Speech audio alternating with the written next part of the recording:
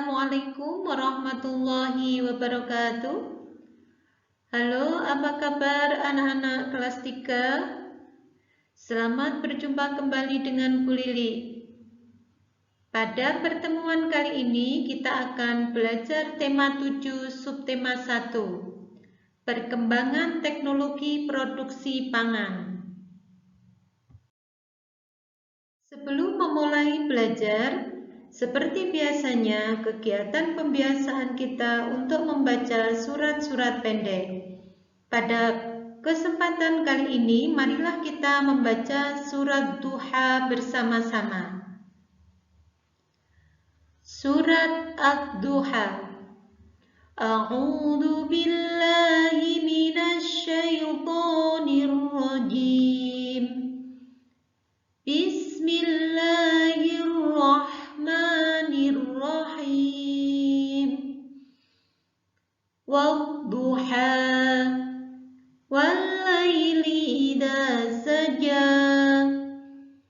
Ma wadda'aka rabbuka wa ma qala. Walal akhiratu khairul laka minal ula. Walasawfa yu'tika rabbuka fatarda. Alam yajidka yatiman fa'awa. Wa wajadaka dhallan fahada. Wa wajadaka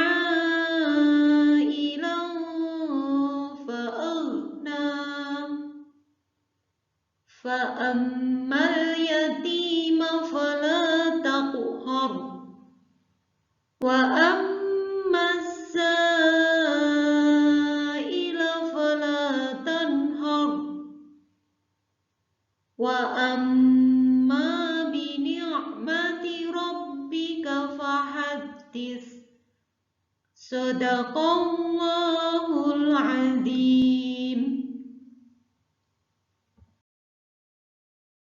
Anak-anak, pada tema perkembangan teknologi produksi pangan ini, kita mempunyai tujuan pembelajaran. Setelah nanti melihat video pembelajaran, kamu akan dapat menemukan informasi tentang teknologi pangan. Yang kedua, kamu dapat menceritakan teknologi produksi pangan. Dan kamu juga mampu menyebutkan contoh hasil dari teknologi pangan. Berbicara tentang pangan, pasti hubungannya dengan makanan. Sebelumnya coba Bu Lili tanya, siapa yang mempunyai kesukaan makan sosis? Siapa yang mempunyai kesukaan makan bakso? Dan siapa yang mempunyai kesukaan makan nugget? Atau minum jus, minum yogurt. Coba kalian tuliskan makanan kesukaan kalian di kolom komentar ya. Nah, pembahasan kita kali ini adalah tentang pangan. Apakah pangan itu? Pangan adalah kebutuhan pokok manusia yang berasal dari hewan dan tumbuhan yang dikonsumsi untuk memenuhi kebutuhan energi. Kebutuhan pangan manusia berasal dari tumbuhan dan dari hewan.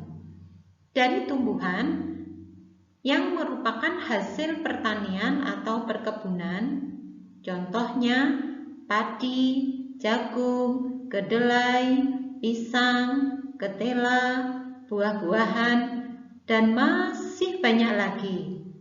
Sedangkan kebutuhan pangan yang berasal dari hewan itu bisa dihasilkan dari usaha atau hasil peternakan atau tangkapan.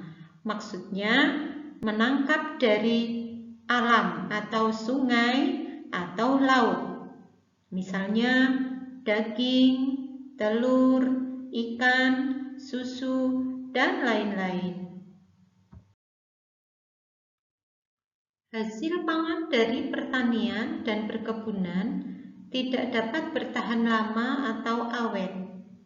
Artinya, apabila hasil panen itu kita nikmati secara alami tanpa diolah, maka akan cepat membusuk atau tidak bisa bertahan lama.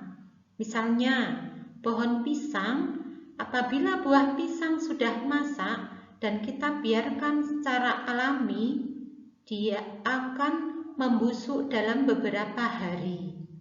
Maka, agar bahan pangan yang dihasilkan tersebut dapat awet, kita harus mengolah dengan teknologi, yaitu yang disebut dengan teknologi pangan.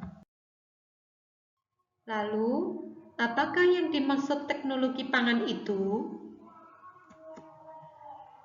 Teknologi pangan adalah penggunaan ilmu pengetahuan dan teknologi untuk mengolah hasil pangan sehingga menghasilkan makanan baru yang bisa bertahan lama dan tidak cepat membusuk.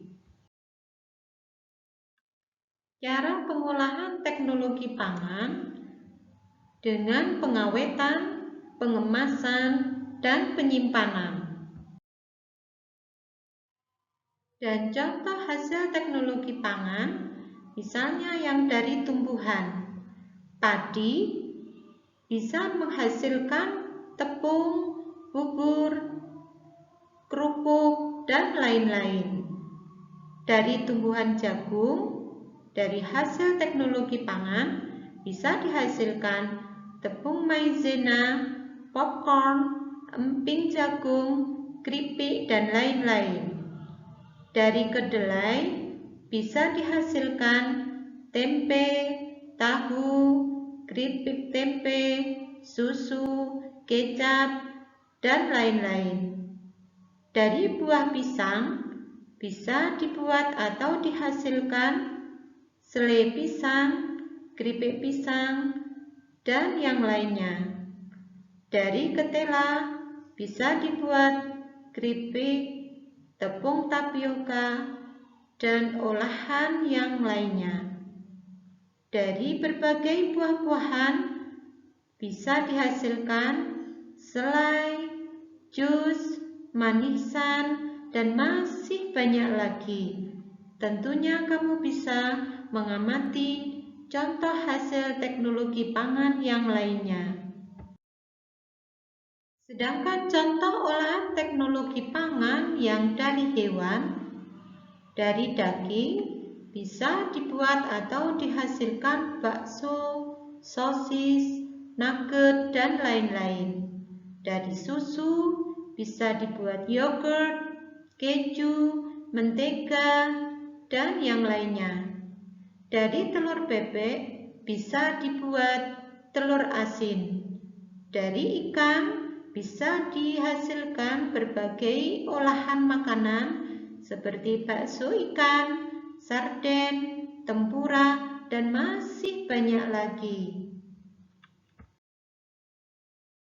Selanjutnya, apakah manfaat teknologi pangan bagi manusia? Dari teknologi pangan, yang pertama, kita bisa membuat makanan lebih higienis dan terbebas dari kuman penyakit. Yang kedua, membuat makanan lebih banyak mengandung nutrisi. Yang ketiga, membuat makanan lebih awet atau tahan lama. Yang keempat, membuat makanan lebih praktis dan mudah dinikmati. Yang kelima, bisa mengurangi sisa bahan pangan yang terbuang atau membusuk. Demikian anak-anak penjelasan tentang teknologi pangan. Semoga kalian bisa memahami dan tetap semangat untuk belajar. Jangan lupa tetap menerapkan protokol kesehatan, memakai masker, mencuci tangan dengan memakai sabun, menjaga jarak, menjauhi kerumunan, dan membatasi mobilisasi dan interaksi. Saya akhiri. Wassalamualaikum warahmatullahi wabarakatuh.